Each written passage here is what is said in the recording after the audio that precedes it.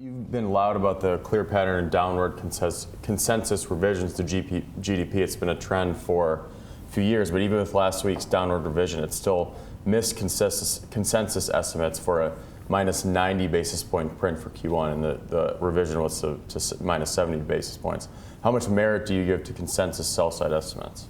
They're just a gigantic circus act that you need to front run. I mean, the reality is that our job as risk managers, my job as your risk manager, my former job as a buy-sider, is to front run the herd. So if that's what you're doing, like, I don't particularly care about, if you watch kind of a macro consensus person on Twitter, what they'll do is always talk about this versus sell-side expectations in macro.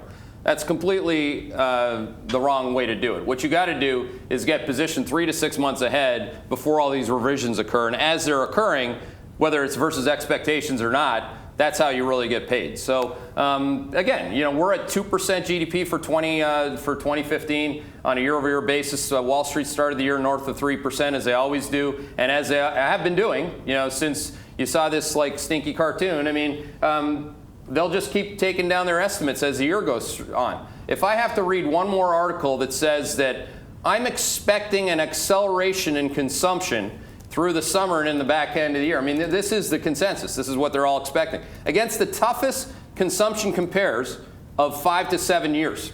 Again, against the toughest compares of the cycle, they're going to accelerate magically. Okay.